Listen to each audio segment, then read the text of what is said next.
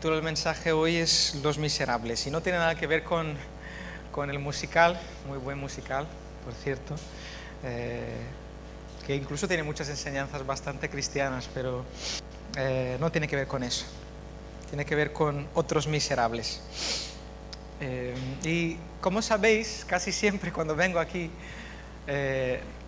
la temática de la predicación viene de alguna canción. Soy músico, estoy siempre escuchando música. En mi casa, entramos en casa y tenemos un altavoz de esos inteligentes y entramos en casa y yo digo, Google, ponme esto. Y empezamos a escuchar y Caleb le encanta y a Chloe también. Y no ha pasado nada diferente aquí. Una canción de un grupo no cristiano que a Caleb le gusta mucho. Se llaman los Imagine Dragons. No sé si lo conocéis de la radio, suenan muchas canciones suyas en la radio.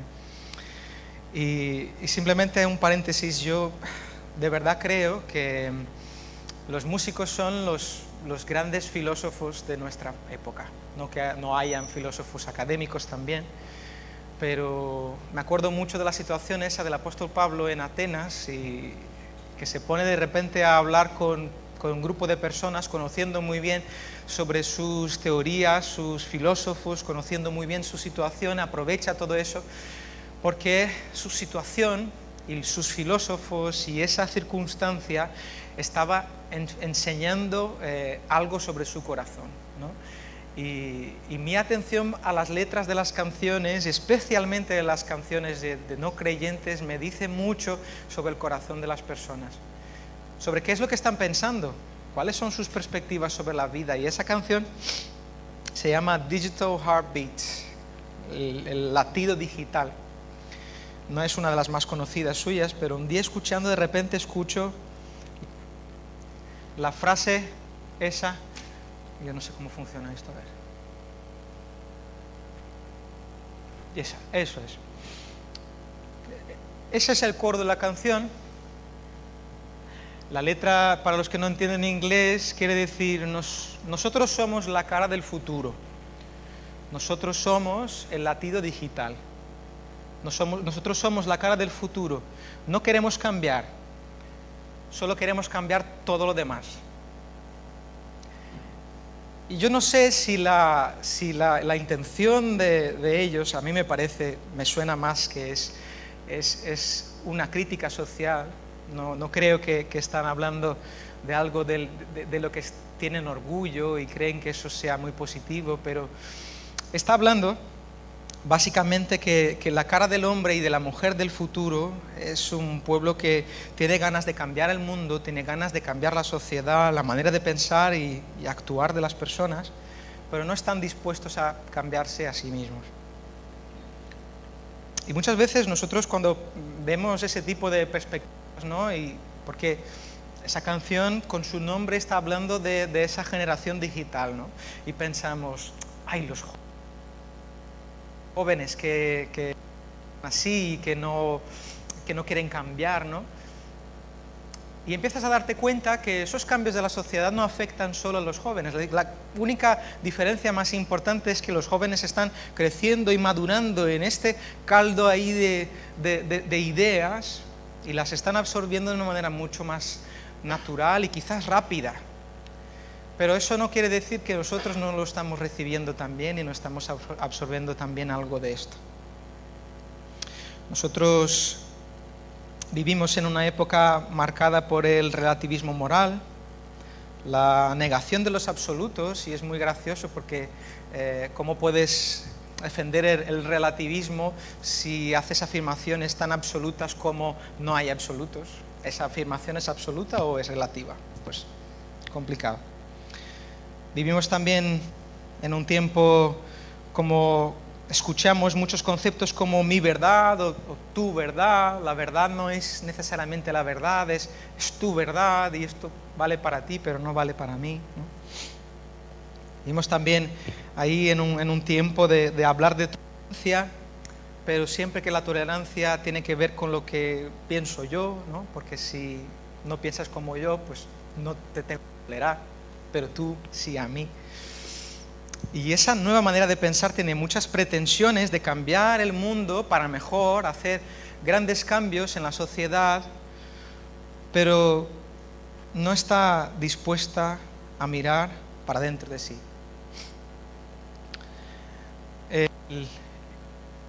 El autor de uno de los bestsellers en los últimos años, que se llama Jordan Peterson, compañero de Mariela, un psicólogo canadiense, tiene un libro muy famoso que es el 12 para la... Yo no sé cómo se llama el libro en castellano, pero es un libro basado en actitudes que tenemos que tener para...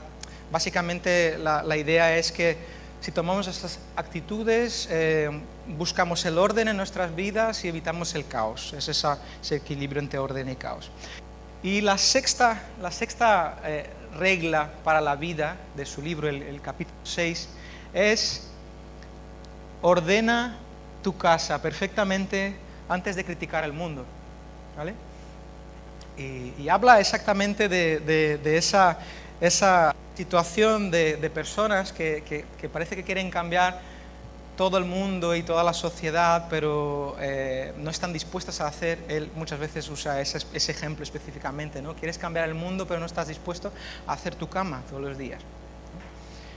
Y es muy interesante porque ese es el pensamiento, ¿no?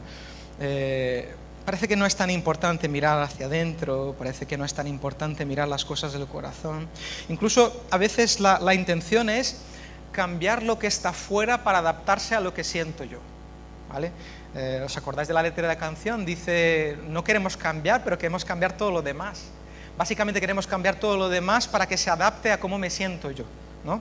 Y nosotros vivimos en una época que somos capaces de ver leyes siendo creadas para acompañar la manera en la que la gente siente, ¿vale? Y siente hoy, porque a lo mejor dentro de 5 años ya no se siente así, y la ley ya está puesta, ¿vale? Esa es la época en la que vivimos. Otros problemas habrán pasado antes, pero ahora muchos de ellos son estos, ¿no? Pero ¿qué es lo que pasa con nosotros? Y cuando digo nosotros es porque en esa parte, ¿no? No estamos hablando de ellos, porque vuelvo a decir, eso nos afecta a todos, de alguna manera nos afecta a todos. ¿Qué es lo que pasa con nosotros que hace que sea tan difícil solucionar nuestros propios problemas antes de intentar solucionar los de los demás? ¿Por qué parece que es más importante cambiar todo el mundo que cambiar nuestro corazón? Que es la pregunta que pusimos ahí en Facebook, en Instagram. Y intentando dar una respuesta que no creo que es la totalidad de la respuesta. Yo creo que es tan difícil porque como idea general, como pensamiento general de la sociedad, no creemos que tenemos un problema. Al revés, parece que creemos que como sociedad somos parte de la solución y no del problema. No tenemos que cambiar nada. Y como ya he dicho, ese problema y esa manera de pensar no está solo concentrada en la nueva generación, no nos afecta solo a la sociedad en general, sino que nos afecta a la Iglesia directamente. ¿Y de qué maneras? Especialmente creo que de 2 maneras. La primera de ellas es cómo presentamos el Evangelio. Yo no sé si aquí ¿esto? Sí. Yo no sé si aquí en España se utilizaba una estructura de cómo presentar el Evangelio que usábamos ahí en Brasil, que creo que es de los americanos, probablemente, ¿no? Casi todo lo que nos llegaba era de los americanos, que eran las 4 leyes espirituales. No sé si se utilizaba aquí, sí, ¿verdad? Y las 4 leyes espirituales básicamente eran: primero, Dios te ama y tiene un plan maravilloso para tu vida. La segunda de ellas eres pecador. La tercera, Jesús es la única solución para tu problema con el pecado. Y la cuarta, tienes que aceptarlo como su Salvador, como tu Salvador. Y es interesante porque eso lo hacíamos, íbamos a las casas y hacíamos eventos con cosas de arte y bailes y teatros, y No es que lo decíamos así exactamente, pero esa estructura siempre estaba en nuestra cabeza, ¿no? Y es un problema cuando empiezas a pensar en cómo presentar el Evangelio ahora mismo. No pasamos de la segunda parte. No pasamos de esa segunda parte porque nadie se considera de verdad pecador. Parece que todos somos súper buenos y no necesitamos ayuda, ¿no? La gran mayoría de las personas no cree que necesita ayuda. Al final, yo no tengo ningún problema. ¿Para qué voy a necesitar un Salvador si no tengo ningún problema? Creen que ellos no son, como ya he dicho, el problema, sino la parte de la solución, ¿no? Y todo lo que el Evangelio llama de pecado, o quieras llamarlo de otra manera, es simplemente mi manera de ser. Y yo jamás tendría que cambiar mi manera de ser, porque eso es ser auténtico, ¿no? Es un problema. ¿Cómo pasas de ahí?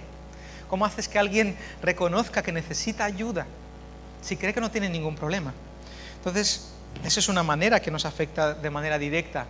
La segunda de ellas es sobre la perspectiva real nuestra, sobre nuestra condición delante de Dios.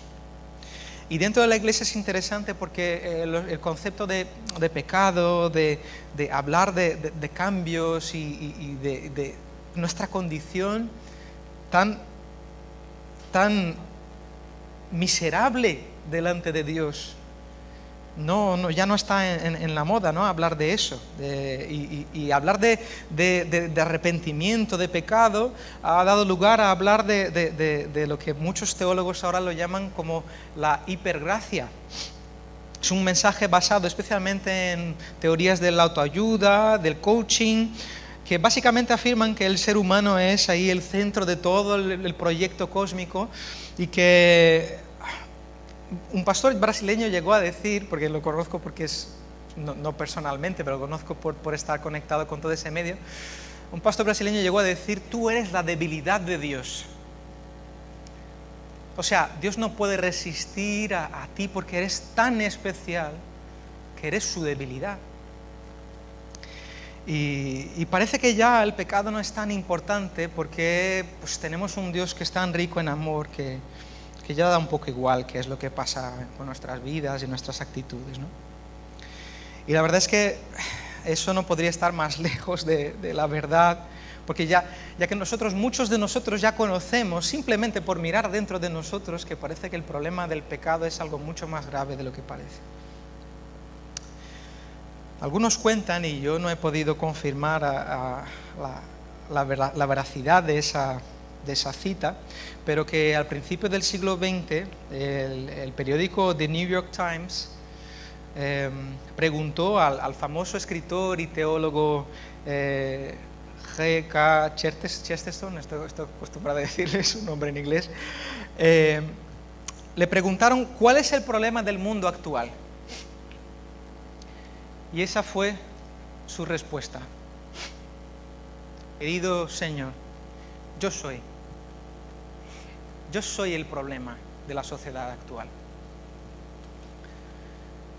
Y ese es un problema que tenemos muchas veces porque no reconocemos que al final muchas de las razones por las que la iglesia no va bien es porque yo soy el problema. O muchas de las razones por las que la sociedad no va bien es porque yo soy el problema.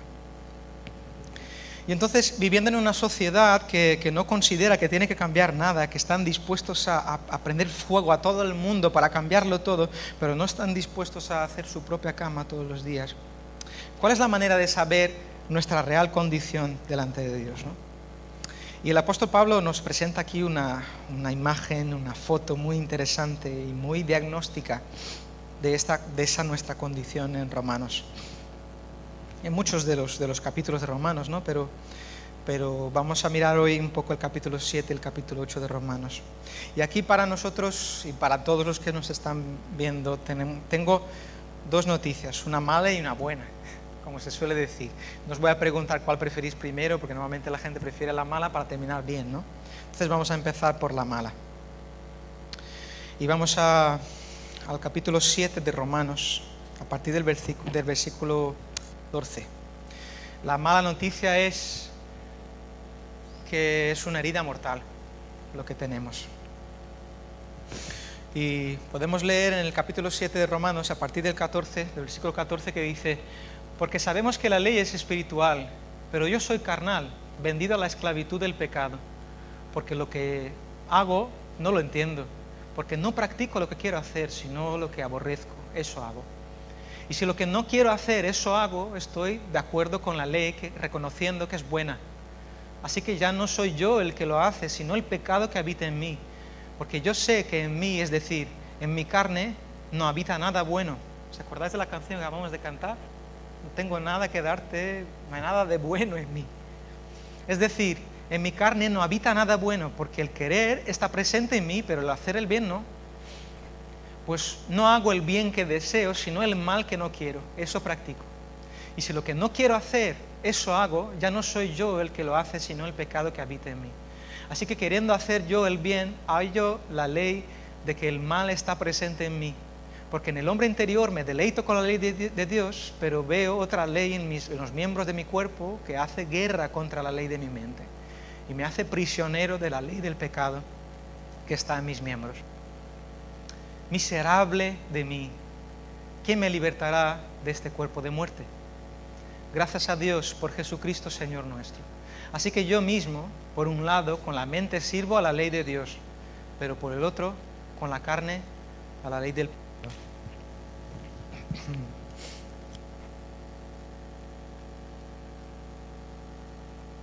Dios bendiga su palabra. El apóstol Pablo utiliza mucho de los contrastes en sus textos y es una estrategia didáctica muy buena hablar de contrastes, ¿no? Y aquí está hablando de esa lucha, esa guerra que hay entre su carne y su espíritu, esas dos voluntades, y que presentando esa situación nos presenta una figura bastante triste de su condición real delante de Dios y consecuentemente delante de la ley de ese Dios.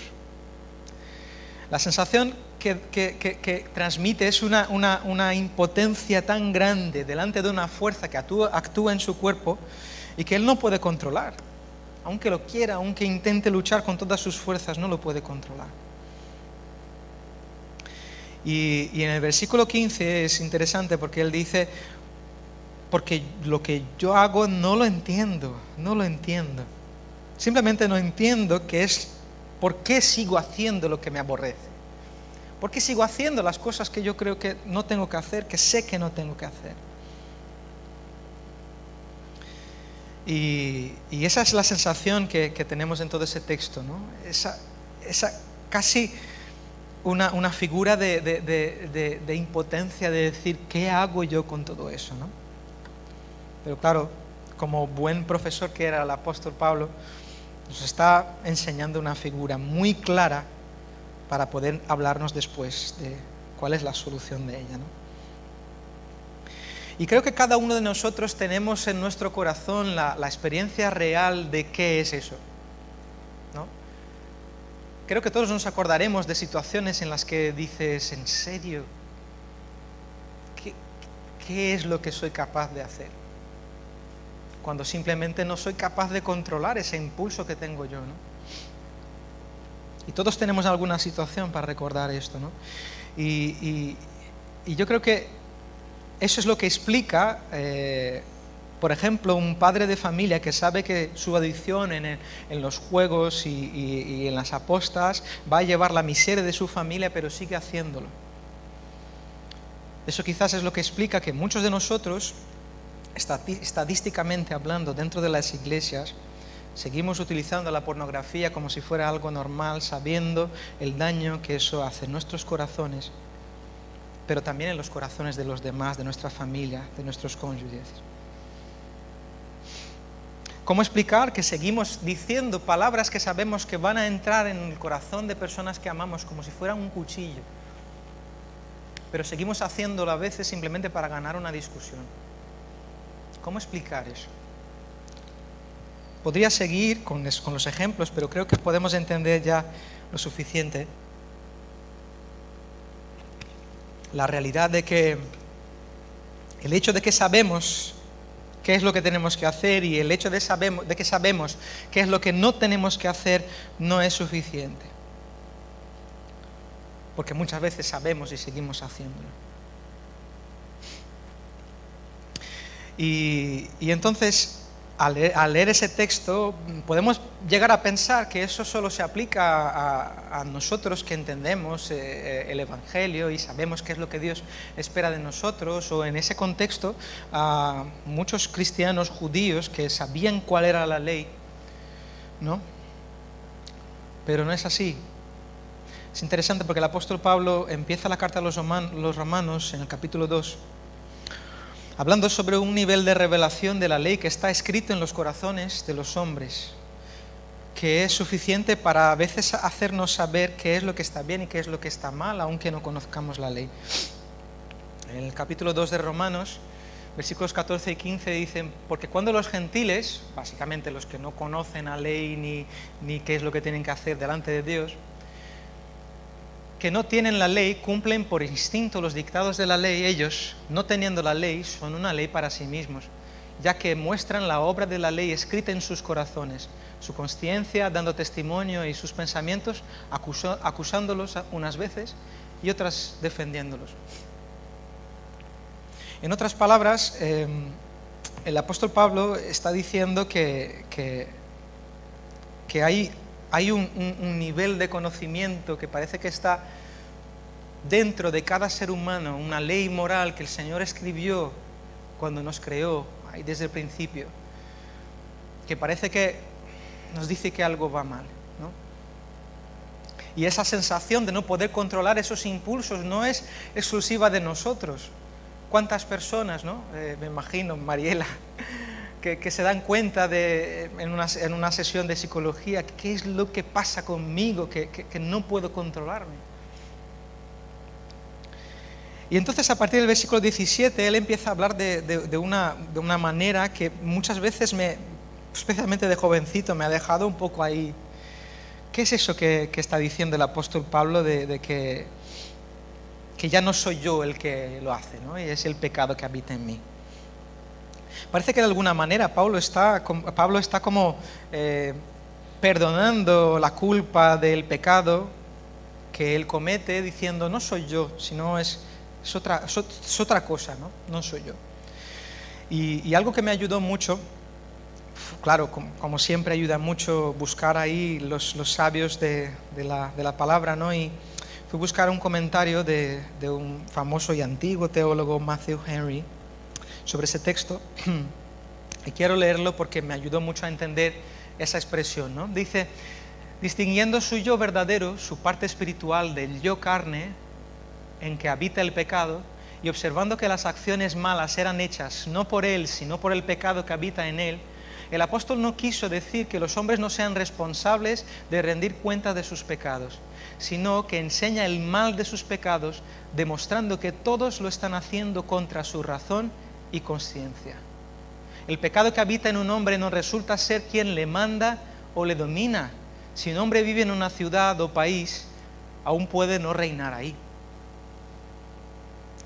O sea, en otras palabras, lo que Pablo aquí está afirmando, según esa interpretación, seguro que puede haber alguna más, pero está diciendo que ese ser más profundo, más esencial, más según esa imagen y semejanza de Dios, en el fondo sabe qué es lo que tiene que hacer. Porque en el versículo 22 dice: porque en el hombre interior me deleito en la ley de Dios. Ese hombre más profundo sabe qué es lo que tiene que hacer. Pero sabe también que el pecado es un parásito, un inquilino no deseado que habita dentro de él. Que lo expresa muy bien en el versículo 21 y el 23. Pero que el hecho de que habite dentro de él no significa que tiene que hacerse señor de esta casa. La realidad de que ese parásito, ese inquilino vive ahí, recuerda al apóstol que hay una lucha que está pasando todo el tiempo, porque este inquilino está intentando hacerse señor de la casa. Y esa realidad no puede ser ignorada. La realidad es que muchas veces, más de las que el apóstol Pablo le gustaría, ese parásito es el que manda en su cuerpo. Y entonces viene la afirmación que da nombre a este pensamiento de hoy. El versículo 24 que dice: miserable de mí, ¿quién me libertará de este cuerpo de muerte? Miserable de mí. Mi situación es miserable, es que es impotencia total, es que no puedo hacer, ¿no? Nada. Y entonces en el versículo 25 termina el capítulo ahí haciendo una pequeña afirmación de esperanza. Gracias a Dios por Jesucristo, Señor nuestro. Pero terminando el texto aún cargado de ese conflicto que parece que no tenía en ese momento una solución. Cualquier afirmación que diga que la condición humana es diferente de esa lucha, de una fuerza que nos lleva a hacer cosas que no queremos hacer, y que no solo desagrada en el corazón de Dios, porque parece algo simplemente muy religioso esa parte, pero que nos hacen daño. Nos llevan a la muerte, básicamente. Esa situación es la realidad sobre el ser humano. Cada ser humano vive, cristiano o no, ese conflicto cada día. Y algunos se dan cuenta más que otros, y algunos intentan hacer algo para solucionarlo, aún los no cristianos. Pero hay muchos otros que lo ignoran. Pero la sensación de que no necesitamos ayuda es una grande ilusión. Es la famosa falsa sensación de bienestar, que parece que estamos bien, pero en el fondo no estamos bien. Hay un escritor brasileño que es amigo de mi padre, y mi padre compartió conmigo un libro hablando especialmente sobre el pecado sexual, y tiene una cosa que me llamó mucho la atención y me gustó, una analogía sobre el pecado. Dice que para que una herida se convierta en una herida mortal hacen falta 3 cosas, una de ellas básicamente: la falta de conocimiento de ella, el intentar curarla de la manera equivocada, o intentar dejar el tiempo curarla. Vuelvo a repetir porque eso me parece muy profundo. Para que una herida se convierta en algo mortal, hacen falta una de las 3 cosas: la falta de conocimiento sobre ella, o sea, no sé que está ahí. Solo hace falta pensar en una situación real. No tienes un problema y no sabes que está, qué es lo que puede pasar con eso, hacerse mucho más grave, ¿no? Intentar curarla de la manera equivocada. El otro día estuvimos viendo un programa en la tele de los típicos tratamientos alternativos para el cáncer y la cantidad de gente que los intentaba y en el camino se quedaban, ¿no? Y intentar dejar el tiempo curarla. Está ahí, pero ya se solucionará. La herida que nos causa el pecado es una herida mortal. Conocemos textos como Romanos 6:23, la paga del pecado es la muerte, o Santiago capítulo 1, versículo 15, que dice que cuando el pecado es hecho práctico, genera muerte. Y la palabra que utiliza Santiago es de nacimiento, o sea, del pecado, de la práctica del pecado nace la muerte. Y esa realidad no tiene una solución fuera de Dios. Pero como os he comentado, no todos son malas noticias, hay también una buena noticia. La buena noticia es que esa herida, a pesar de ser mortal, tiene cura. Gracias a Dios, como dice el apóstol Pablo. El gracias a Dios del último versículo del capítulo 7 de Romanos tiene una razón. Ya no hay condenación para los que están en Cristo Jesús. Aleluya. No tenemos que ser esclavos de ese inquilino. A partir del versículo 1 del capítulo 8 podemos leer que por consiguiente no hay ahora condenación para los que están en Cristo Jesús. Los que no andan conforme a la carne, sino conforme al Espíritu. Porque la ley del Espíritu de vida en Cristo Jesús te ha libertado de la ley del pecado y de la muerte. Pues lo que la ley no pudo hacer, ya que era débil por causa de la carne, Dios lo hizo. enviando a su propio Hijo en semejanza de carne de pecado, y como ofrenda por el pecado, condenó el pecado en la carne, para que el requisito de la ley se cumpliera en nosotros, que no andamos conforme a la carne, sino conforme al Espíritu.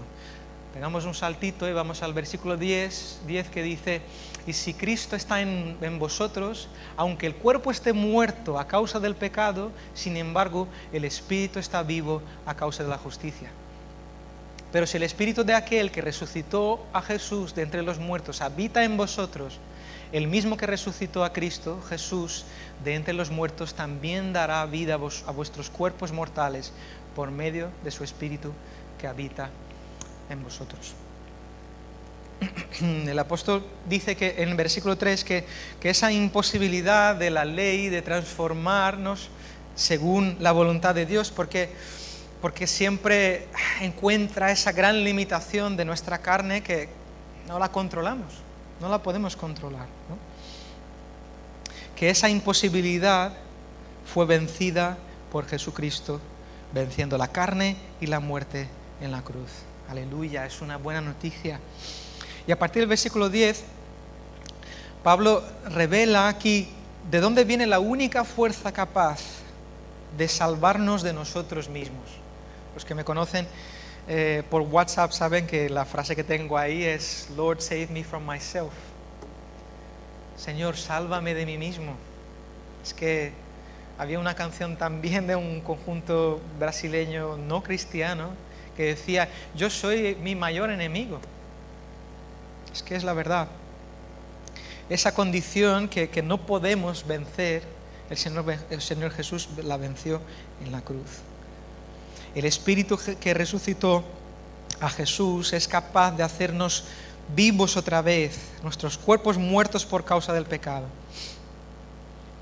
Y es interesante que el apóstol Pablo utilice esa expresión de muertos, porque esa imposibilidad de reaccionar, esa imposibilidad de decir que no a esos impulsos, solo se explica con ese rigor mortis que hay en nuestro cuerpo. Esa condición letárgica que no podemos hacer nada delante de esa fuerza que nos hace hacer cosas que desagradan a Dios y que nos hacen daño a nosotros y a los demás. Pero la solución la dio Jesús. Y el apóstol Pablo es el que dice que si el Señor Jesús no resucitó, vana es nuestra fe. Es que ese poder que resucitó a Jesucristo es capaz de darnos vida y hacernos capaces de reaccionar a esos impulsos y a decir que no a esas cosas que sabemos que nos controlan muchas veces, ¿no?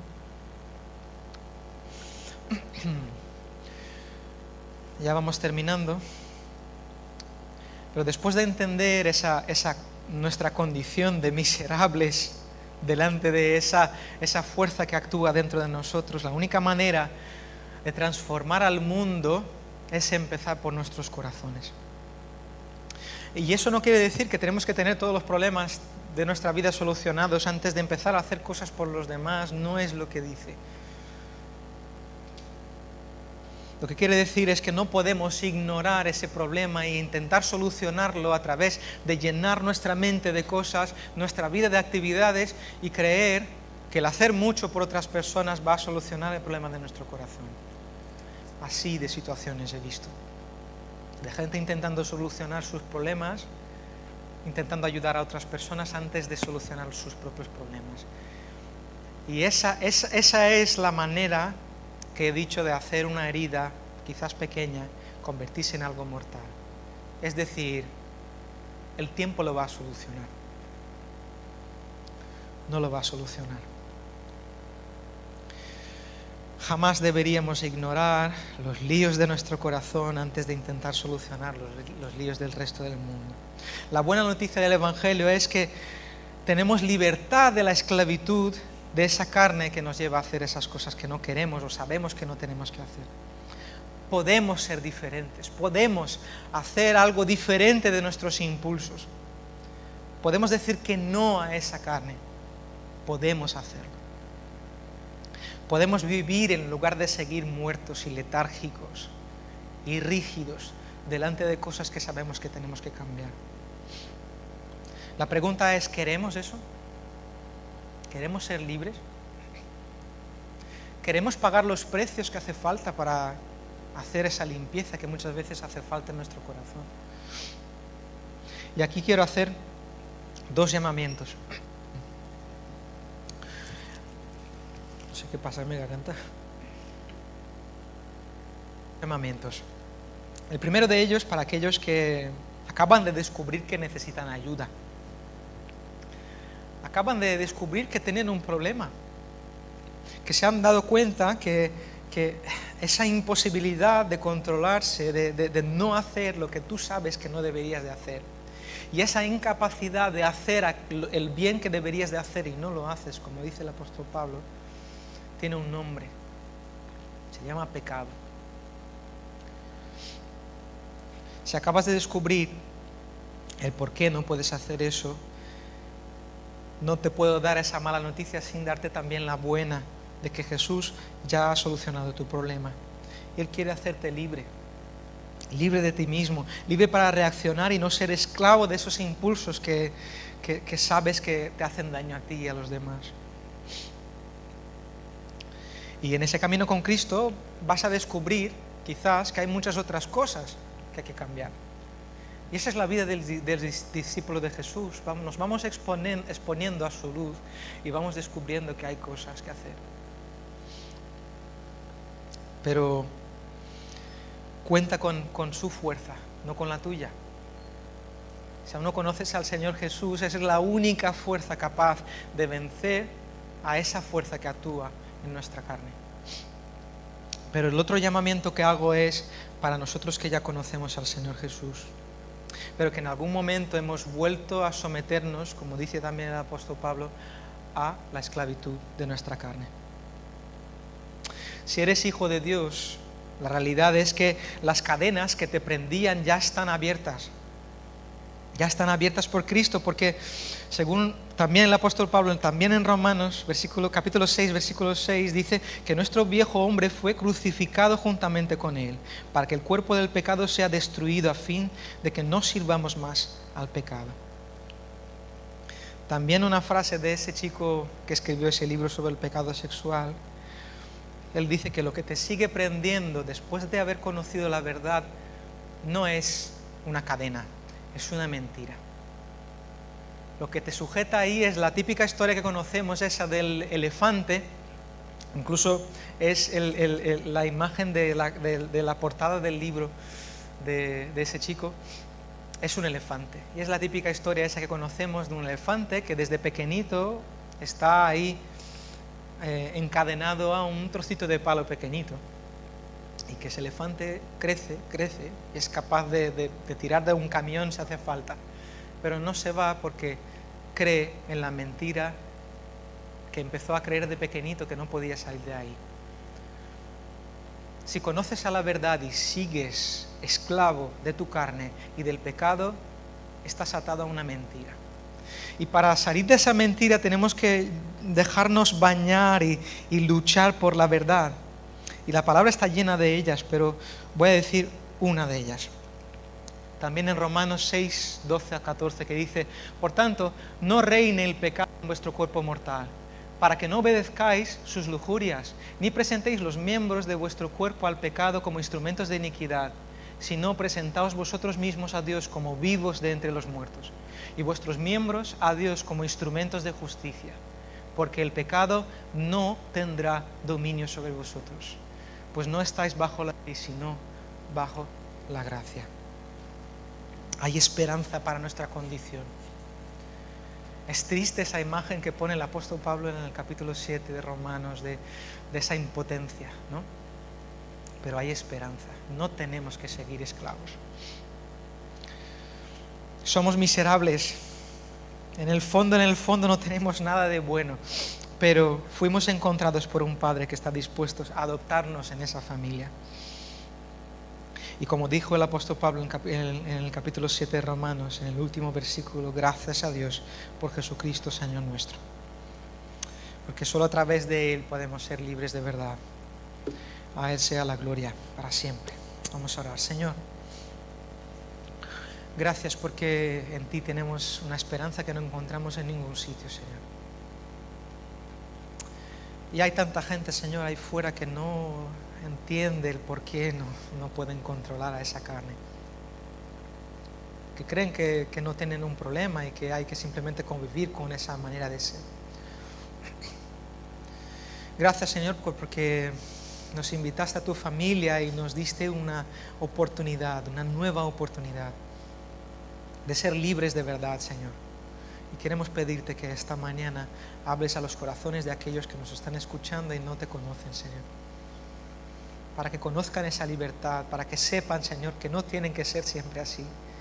Que no tienen por qué bajar la cabeza a ese inquilino tan horrible que vive dentro de nosotros, Señor. Pero a nosotros, Señor, tus hijos que te conocemos, Señor, no nos dejes vivir, Señor, en esclavitud. No nos dejes vivir otra vez, Señor, aún teniendo la jaula abierta como si estuviéramos presos, Señor. Ya compraste nuestra libertad por un precio muy alto. Ayúdanos a verlo, Señor. Y a buscar, Señor, vivir esa libertad cada día, Señor. A someternos, Señor. Esa situación de tanta impotencia que tenemos delante de nuestra carne, a ti. Porque solo tu fuerza es capaz de vencerla, Señor. Que no salgamos de aquí, Señor, sin mirarnos dentro de nuestros corazones y buscar qué es lo que tenemos que hacer hoy, Señor. Qué decisiones que tenemos que tomar. Ayúdanos, Señor, por tu fuerza, no por la nuestra. Eso te lo pedimos en el nombre de Jesús. Amén. Que el Señor nos bendiga.